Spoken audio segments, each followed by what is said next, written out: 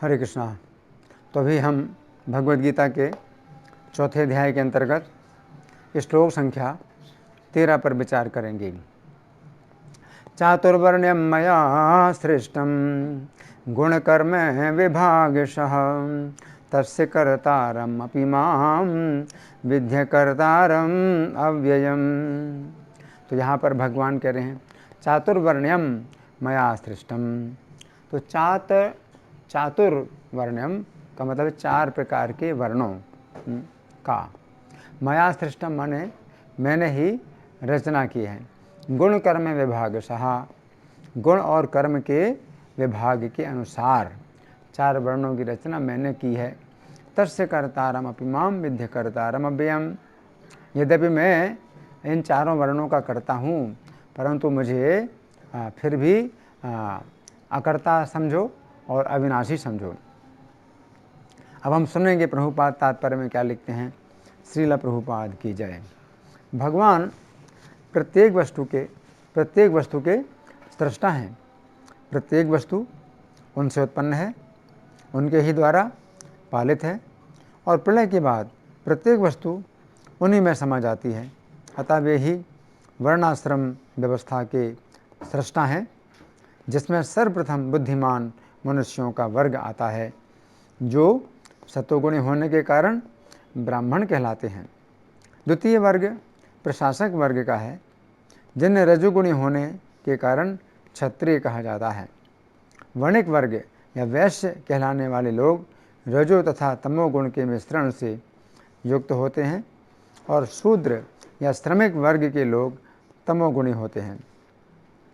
मानव समाज के इन 4 विभागों की सृष्टि करने पर भी भगवान कृष्ण इनमें से किसी विभाग यानी वर्ण में नहीं आते, क्योंकि वे उन बद्ध जीवों में से नहीं हैं जिनका एक अंश मानव समाज के रूप में है।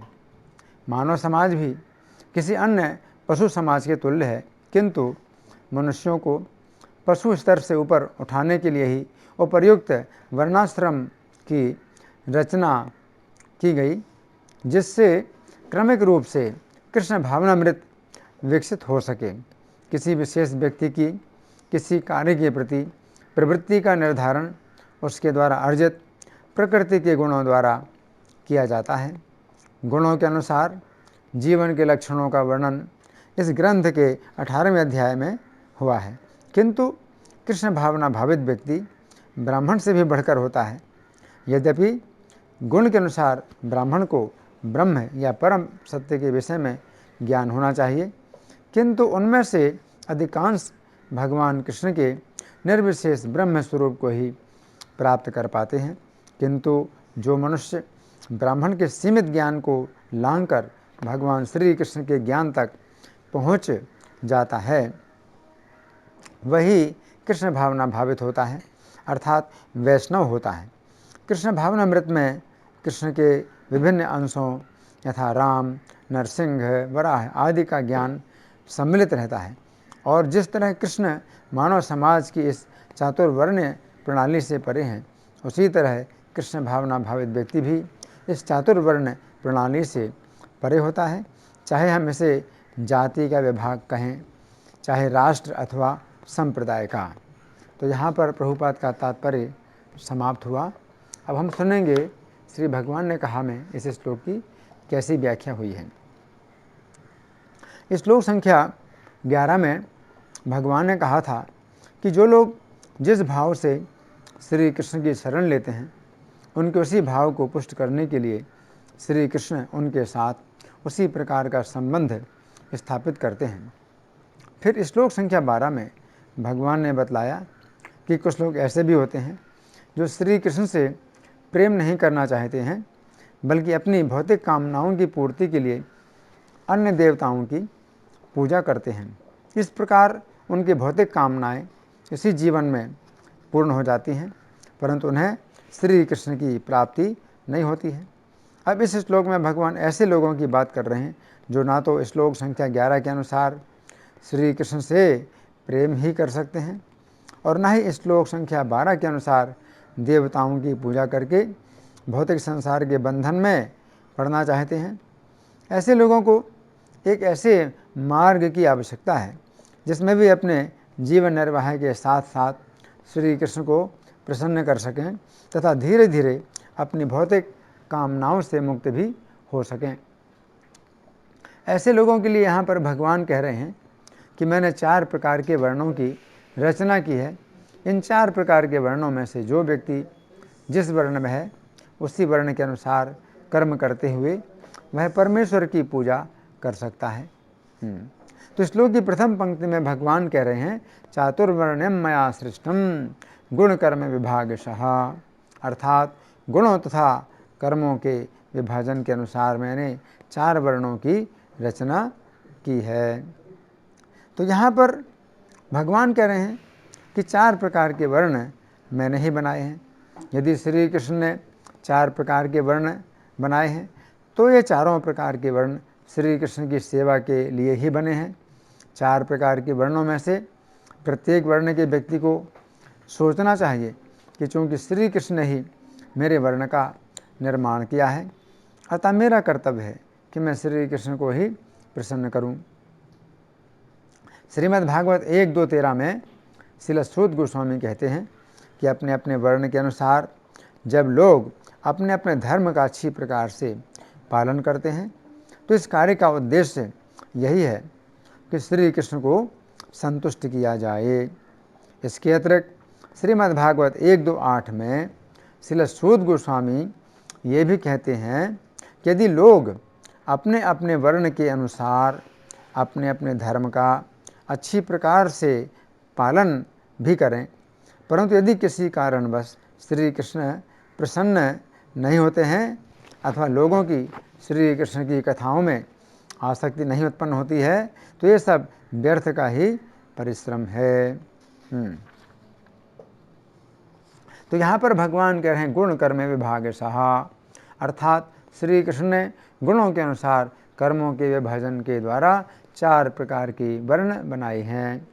गीता 18:41 में श्री कृष्ण कहते हैं ब्राह्मणों, क्षत्रियों, वैश्यों तथा शूद्रों के कर्म उनके स्वाभाविक गुणों के अनुसार विभाजित किए गए हैं। हमें जानना चाहिए कि भौतिक प्रकृति के 3 गुण हैं, सत्व, रज तथा तम। अब इन 3 गुणों से 4 प्रकार के कर्म उत्पन्न होते हैं। जिन व्यक्तियों में सत्वगुण की प्रधानता होती है उनके द्वारा सत्वगुण प्रधान कर्म होते हैं। जिन व्यक्तियों में सत्वगुण तथा रजोगुण का मिश्रण होता है उनके द्वारा सत्वगुण रजोगुण मिश्रित कर्म होते हैं। जिन व्यक्तियों में रजोगुण तथा तमोगुण का मिश्रण होता है उनके द्वारा रजोगुण तमोगुण मिश्रित कर्म होते हैं, तथा जिन व्यक्तियों में तमोगुण की प्रधानता होती है उनके द्वारा तमोगुण प्रधान कर्म होते हैं। वैदिक साहित्य के अनेक स्थानों में तथा श्रीमद् भागवत 2:137 में भी बतलाया गया है कि श्री कृष्ण ने जिस समय सृष्टि के पूर्व अपना विराट रूप प्रकट किया था उस समय उन्होंने अपने मुख से ब्राह्मणों को, अपनी भुजाओं से क्षत्रियों को, अपने उदर से वैश्यों को तथा अपने चरणों से शूद्रों को उत्पन्न किया था। चूँकि ब्राह्मण श्री कृष्ण के मुख से उत्पन्न हुए हैं अतः ब्राह्मण मानव समाज के मुख हैं। यहाँ पर मुख शब्द का अर्थ गले के ऊपर का संपूर्ण अंग है जिसमें आँखें, कान, मुख, दिमाग आदि सब कुछ आ जाते हैं। जिस प्रकार संपूर्ण शरीर में सिर के हिस्से के द्वारा ही सब कुछ देखा जाता है, सुना जाता है, सोचा जाता है तथा बोला जाता है, उसी प्रकार मानव समाज में ब्राह्मण लोग ही मानव समाज की आध्यात्मिक तथा भौतिक सुरक्षा के लिए वैदिक शास्त्रों का अध्ययन करते हैं, विचार करते हैं तथा संपूर्ण मानव समाज को श्री कृष्ण के द्वारा बतलाए मार्ग का उपदेश देते हैं। फिर जिस प्रकार संपूर्ण शरीर में भुजाएं शरीर की रक्षा करती हैं तथा शरीर के पालन के लिए आवश्यक वस्तुएं एकत्रित करती हैं, उसी प्रकार क्षत्रिय लोग संपूर्ण मानव समाज की सुरक्षा तथा पालन के लिए प्रशासन का कार्य करते हैं। फिर जिस प्रकार शरीर में उदर भोजन को पचाकर अनेक प्रकार के रस उत्पन्न करता है तथा संपूर्ण शरीर में उन रसों को भेजता है ताकि शरीर जीवित रहे, उसी प्रकार वैश्य लोग खेती के द्वारा अनेक प्रकार के अन्न उत्पन्न करते हैं गोपालन के द्वारा दूध उत्पन्न करते हैं तथा उन सभी खाद्य सामग्रियों को विभिन्न स्थानों में आवश्यकता के अनुसार भेजते हैं। फिर जिस प्रकार चरण संपूर्ण शरीर का भार उठाते हैं तथा आदेश के अनुसार शरीर को एक स्थान से दूसरे स्थान तक ले जाते हैं, उसी प्रकार शूद्र लोग भी अन्य 3 वर्णों अर्थात ब्राह्मण, क्षत्रिय तथा वैश्यों की सेवा में लगे रहते हैं। यहाँ पर भगवान चातुर्वर्ण्यम शब्द का प्रयोग कर रहे हैं। चातुर्वर्ण्यम शब्द का अर्थ है 4 प्रकार के वर्णों की व्यवस्था। तो यहाँ पर भगवान कहना चाहते हैं कि उन्होंने केवल 4 प्रकार के वर्ण ही उत्पन्न नहीं किए हैं, बल्कि उन्होंने 4 प्रकार के वर्णों की व्यवस्था भी उत्पन्न की है। व्यवस्था का अर्थ है 4 प्रकार के वर्णों का एक दूसरे के साथ घनिष्ठ संबंध होना तथा परस्पर एक दूसरे का सहयोग होना। तो यहाँ पर हमें समझना चाहिए कि श्री कृष्ण की पालन शक्ति के द्वारा ही 4 प्रकार के वर्ण स्वाभाविक रूप से एक दूसरे की आवश्यकताओं को पूरा करते हैं। जिस प्रकार एक ही शरीर के 4 अंग अर्थात सिर, भुजाएं, उदर तथा चरणों को एक दूसरे की अत्यंत आवश्यकता है तथा ये चारों अंग जिस समय एक ही शरीर से जुड़े रहते हैं तो स्वाभाविक रूप से ये एक दूसरे की आवश्यकताओं को पूरा करते हैं। उसी प्रकार यदि ये चारों वर्ण श्री कृष्ण को केंद्र बनाएं तो स्वाभाविक रूप से मानव समाज में शांति तथा सद्भाव रहेगा तथा एक ही शरीर के विभिन्न अंगों की भांति इन चारों वर्णों में एकता तथा परस्पर सहयोग का वातावरण बना रहेगा। तो हमें समझना चाहिए कि जिस प्रकार मनुष्य के शरीर में सिर, भुजाओं, उदर तथा चरणों इन चारों अंगों की आवश्यकता है, उसी प्रकार मानव समाज के लिए भी ब्राह्मण, क्षत्रिय, वैश्य तथा शूद्र इन चारों वर्णों की आवश्यकता है। जिस प्रकार लोगों को डॉक्टर, इंजीनियर, वकील आदि का प्रशिक्षण देने के लिए अनेक प्रामाणिक संस्थाएं हैं, उसी प्रकार ब्राह्मण बनने का प्रशिक्षण देने के लिए कोई भी प्रामाणिक संस्था नहीं है। मानव समाज की इस कमी की पूर्ति करने के लिए ही संपूर्ण विश्व में हरे कृष्ण आंदोलन के केंद्र खुले हुए हैं तथा और अधिक खुलते जा रहे हैं। इन केंद्रों में व्यक्ति को तपस्यापूर्ण जीवन का प्रशिक्षण दिया जाता है। जिस समय भक्तगण भक्ति की साधना के द्वारा सत्वगुण के धरातल पर आ जाते हैं, उस समय वे लोगों के बीच में जाकर मानव जीवन के लक्ष्य के विषय में जानकारी देते हैं। जिस प्रकार मनुष्य अपने नेत्रों के द्वारा देख पाता है कि कौन सा मार्ग सुरक्षित है तथा उचित है और कौन सा मार्ग खतरनाक है, उसी प्रकार हरे कृष्ण आंदोलन के भक्तगण लोगों के बीच में जाकर श्री कृष्ण की भक्ति का सुरक्षित तथा उचित मार्ग दिखाते हैं तथा नशा और इंद्रिय तृप्ति के मार्ग में कितने दोष हैं उनका भी अवलोकन कराते हैं। मानव समाज के असली नेत्र अथवा नेता ब्राह्मण ही होते हैं, जो मानव समाज को दिखाएं कि श्री कृष्ण की शरण लेने के अतिरिक्त अन्य कोई भी सुरक्षा का मार्ग नहीं है तथा मानव समाज की इस कमी की पूर्ति हरे कृष्ण आंदोलन के भक्तगण कर रहे हैं। इस श्लोक की दूसरी पंक्ति में भगवान कह रहे हैं, तस्य कर्तारम अपिमाम विद्धि अकर्तारम अव्ययम, अर्थात इन 4 प्रकार के वर्णों की व्यवस्था का कर्ता होते हुए भी मुझे अकर्ता तथा अव्यय जानो। तो यहाँ पर श्री कृष्ण अपने विषय में परस्पर विरोधी बातें बतला रहे हैं। श्री कृष्ण कहते हैं कि 4 प्रकार के वर्णों की व्यवस्था उन्होंने ही बनाई है।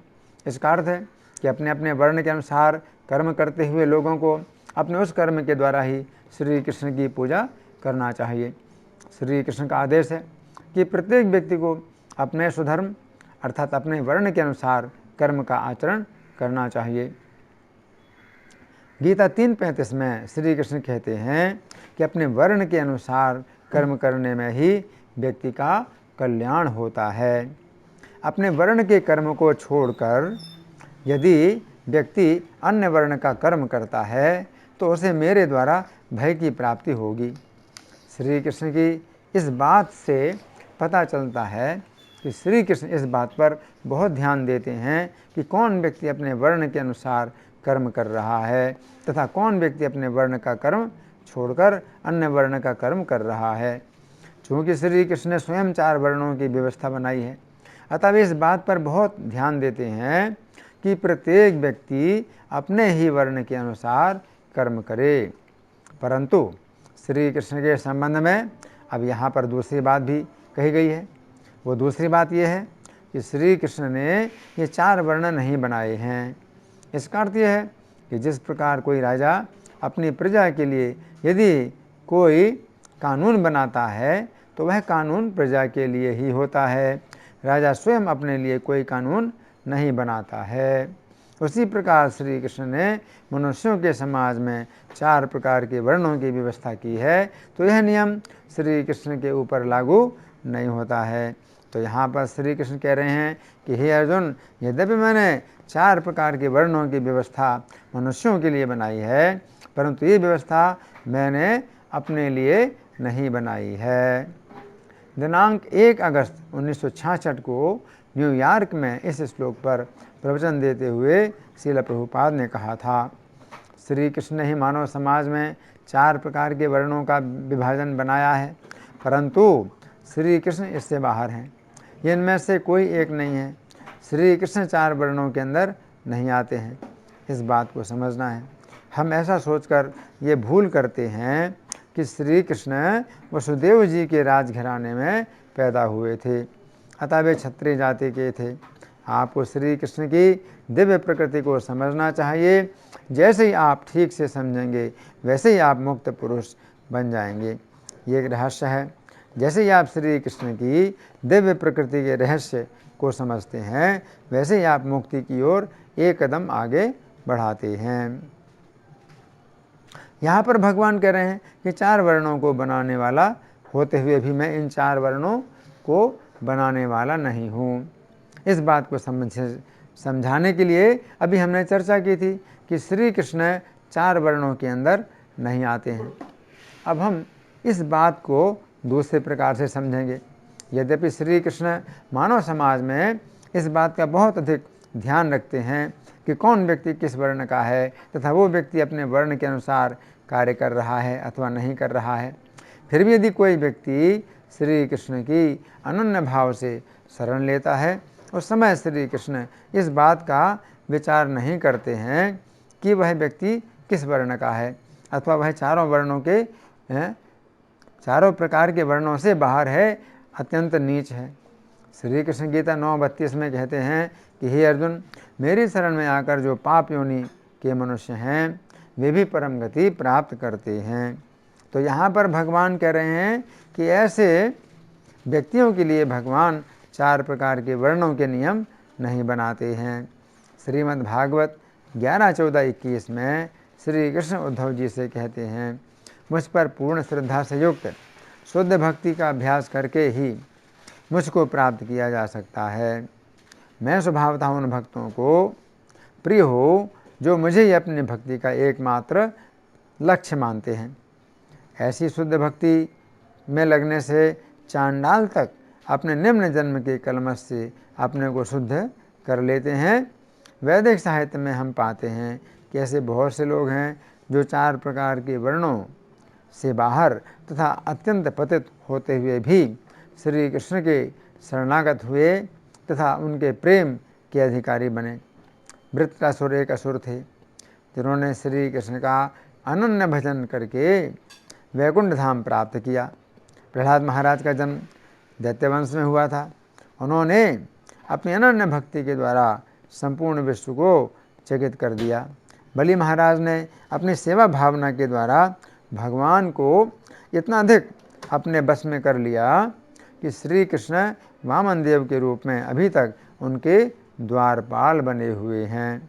विभीषण का जन्म राक्षस कुल में हुआ था, परंतु उन्होंने शरणागति के द्वारा श्री राम को अपना मित्र बना लिया। हनुमान जी वानर जाति के थे, परंतु उन्होंने अपनी सेवा भावना के द्वारा श्री राम को अत्यंत प्रसन्न कर लिया। जाम्बवान एक रीछ थे, उन्होंने श्री राम को भक्ति के द्वारा प्रसन्न कर लिया था। इस प्रकार यहाँ पर भगवान कह रहे हैं कि जो लोग 4 प्रकार के वर्णों से बाहर हैं तथा पतित हैं, उनके लिए मैंने 4 प्रकार के वर्णों के नियम नहीं बनाए हैं। उनका उद्धार केवल भक्ति के ही द्वारा हो जाता है। अब यहाँ पर भगवान कह रहे हैं कि उन्होंने 4 वर्णों की रचना की, परंतु फिर भी वे अकर्ता हैं। पद्म पुराण के पाताल खंड में इस विषय में श्री कृष्ण शिव जी से कहते हैं कि हे महेश्वर, मैं इस भौतिक सृष्टि के प्रपंच का कर्ता नहीं हूँ, इसलिए शास्त्र मुझे निष्क्रिय अथवा अकर्ता बतलाते हैं। मेरे अंश ही मायामय गुणों के द्वारा सृष्टि आदि कार्य करते हैं, मैं स्वयं कुछ भी नहीं करता। महादेव, मैं तो इन गोपियों के प्रेम में बेहबल होकर ना तो कोई दूसरी क्रिया जानता हूँ और ना मुझे अपने आप का ही भान रहता है। ये मेरी प्रिया श्री राधिका हैं, मैं इनके प्रेम के वशीभूत होकर सदा इन्हीं के साथ विचरण करता हूँ। श्री कृष्ण की इन बातों से ये निष्कर्ष निकलता है कि जब श्री कृष्ण कहते हैं कि मैंने 4 वर्णों की रचना की है, तो इसका अर्थ है कि श्री कृष्ण के विस्तार जो क्षीरोदक साई विष्णु हैं, उन्होंने अपने विराट रूप के द्वारा इन 4 वर्णों को उत्पन्न किया है। फिर श्री कृष्ण कहते हैं कि मैं अकर्ता हूँ, तथा इसका अर्थ है कि श्री कृष्ण स्वयं सृष्टि के इन कार्यों में भाग नहीं लेते हैं। वे तो गोलोक धाम में अपने भक्तों तथा श्रीमती राधा रानी के साथ लीलाएं करते रहती हैं। तो यहाँ पर भगवान कह रहे हैं कि मैं अकर्ता तथा अव्यय हूँ। अव्यय शब्द का अर्थ है ऐसा व्यक्ति जिसके अंदर किसी भी प्रकार का व्यय अर्थात कमी नहीं आती है।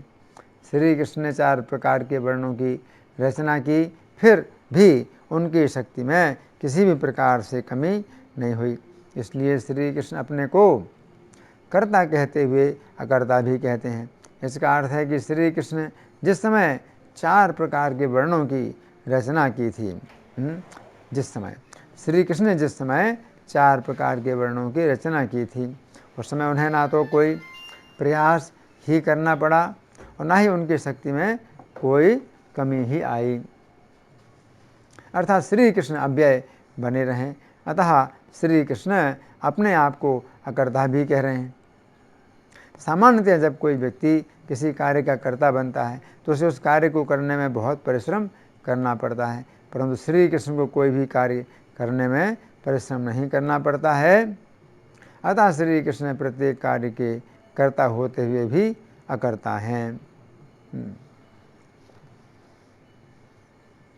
इस श्लोक में भगवान चातुर्वर्ण्यम शब्द का प्रयोग कर रहे हैं। चातुर्वर्ण्यम शब्द का निर्माण 2 शब्दों से हुआ है। पहला चातुर तथा दूसरा वर्ण्यम। चातुर शब्द के 3 अन्य अर्थ हैं। पहला है चतुराई, दूसरा मनोहरता तथा तीसरा है सौंदर्य। अब वर्ण्यम शब्द का एक अन्य अर्थ है वर्णन करने योग्य। इस प्रकार चातुर्वर्ण्यम शब्द का अर्थ हुआ ऐसी चतुराई, मनोहरता तथा सौंदर्य जो वर्णन करने योग्य है। इसके पश्चात श्लोक के शब्द हैं मया सृष्टम, अर्थात मेरे द्वारा बनाया गया है। इस प्रकार चातुर्वर्ण्यम मया सृष्टम का अर्थ हुआ जो भी मेरे अंदर चतुराई, मनोहरता तथा सौंदर्य है, वे सब वर्णन करने योग्य हैं तथा वे सब मेरे द्वारा ही बनाए गए हैं। इसके पश्चात श्लोक का शब्द है गुण कर्म विभागशः, अर्थात गुणों तथा कर्मों की विभिन्नता के अनुसार। इस प्रकार श्लोक की प्रथम पंक्ति का अर्थ हुआ श्री कृष्ण के गुणों तथा कर्मों अथवा लीलाओं की विभिन्नता के अनुसार श्री कृष्ण के अंदर जो चतुराई, मनोहरता तथा सौंदर्य है, वे सब वर्णन करने योग्य हैं तथा वे सब श्री कृष्ण के द्वारा ही बनाए हुए हैं। अब श्लोक की दूसरी पंक्ति में श्री कृष्ण कहते हैं कि उन सब की रचना करने वाले मुझको तुम अकर्ता तथा अव्यय ही जानो। इसका अर्थ हुआ कि यद्यपि श्री कृष्ण ने अपने विभिन्न गुणों तथा लीलाओं के अनुसार अपने अंदर चतुराई, मनोहरता तथा सौंदर्य प्रकट किए हैं, परंतु वास्तव में ये सब श्री कृष्ण ने प्रकट नहीं किए हैं, क्योंकि श्री कृष्ण अव्यय हैं, अर्थात श्री कृष्ण की शक्ति में कोई कमी नहीं आती है। चूँकि श्री कृष्ण अव्यय हैं, अर्थात अपने विभिन्न गुणों तथा लीलाओं के अनुसार वे जिस समय अपनी चतुराई, मनोहरता तथा सौंदर्य प्रकट करते हैं, उस समय उनकी शक्ति में कोई कमी नहीं आती है। अतः उनकी चतुराई, मनोहरता तथा सौंदर्य नए नए रूप में सदा प्रकट होते रहते हैं, उनका कोई अंत नहीं आता।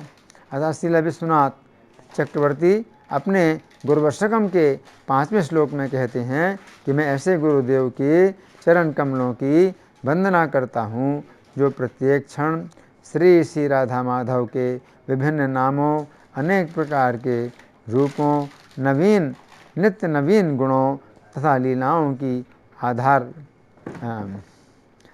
नित्य नवीन गुणों तथा लीलाओं की अपार मधुरता का आस्वादन करते रहते हैं।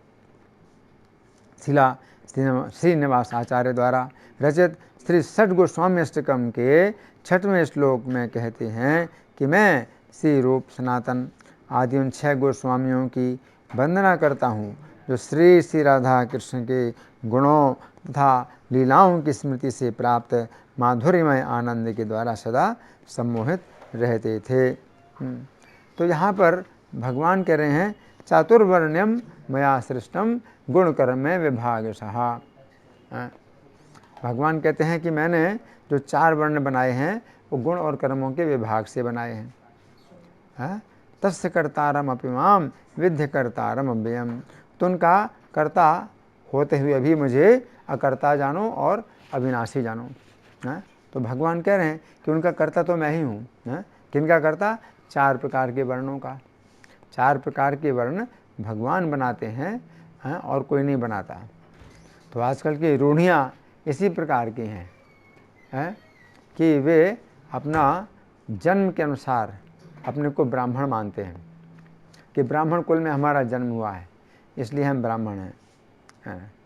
लेकिन ये नहीं है, भगवान यहाँ पर ऐसा नहीं कह रहे हैं कि जन्म विभागशः, कि जन्म के विभाग के अनुसार 4 वर्ण मैंने बनाए हैं। भगवान ऐसा नहीं कहते हैं।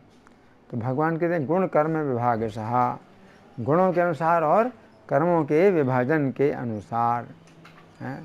तस्य कर्तारम अभिमाम विद्य कर्तारम अव्ययम, तो उनको इस प्रकार तस्य कर्तारम अभिमाम, उनका जो है मैं कर्ता होते हुए भी विद्य कर्तारम अव्ययम, मुझे अकर्ता समझो और अविनाशी समझो।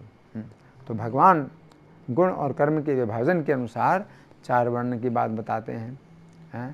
तो 4 वर्ण इस प्रकार से नहीं समझना चाहिए कि कोई शूद्र के परिवार में है इसलिए शूद्र माना जाएगा, कोई वैश्य के परिवार में है तो उसको वैश्य ही माना जाएगा। ऐसा नहीं है। ऐसा जो है 4 प्रकार के वर्ण जो बनाए हैं वो मानवों ने बनाए, मनुष्यों ने बनाए, भगवान ने नहीं बनाए। भगवान ने जो 4 प्रकार के वर्ण बनाए हैं तो वो उनके गुण और कर्मों के विभाजन के अनुसार बनाए हैं, है ना। तो ये बात हमें समझना है कि कोई भी व्यक्ति अगर ब्राह्मण के लक्षण, ब्राह्मण के गुण अर्जित कर लेता है तो उसको ब्राह्मण माना जाता है। तो हरे कृष्ण आंदोलन में ऐसे बहुत से लोग हैं जो कि शूद्र की तरह पहले थे और हरे कृष्ण आंदोलन में वो आ गए, और जब हरे कृष्ण में आ गए तो भक्तों के साथ में फिर वो जप भी करने लगे और धीरे धीरे उनकी रुचि इतनी बढ़ी कि फिर प्रभुपाद के ग्रंथों को भी पढ़ने लगे। तो ऐसे भक्तों में जो है फिर जब दूसरी दीक्षा दी जाती है तो वो ब्राह्मण दीक्षा कहलाती है। तो ब्राह्मण दीक्षा प्राप्त करने के लिए इस हरे कृष्ण आंदोलन में ऐसा कोई विचार नहीं है कि मैं ब्राह्मण परिवार में पैदा हुआ हूँ इसलिए मुझे ब्राह्मण दीक्षा मिलना चाहिए। नहीं, ऐसा कुछ नहीं है। तो भगवान जो है यहाँ पर ये बता रहे हैं कि उनका कर्ता होते हुए भी मुझे अकर्ता और अविनाशी समझो। अकर्ता और अविनाशी। तो अकर्ता, भगवान को अकर्ता इसलिए कहा जाता है कि उन्होंने 4 प्रकार के जो वर्ण बनाए हैं और उनके कर्म निर्धारित किए हैं, तो उन्हीं कर्मों के अनुसार प्रत्येक व्यक्ति को आचरण करना चाहिए। तो भगवान इसलिए कह रहे हैं कि मुझे अविनाशी जानो और अकर्ता जानो। धन्यवाद। हरे कृष्णा।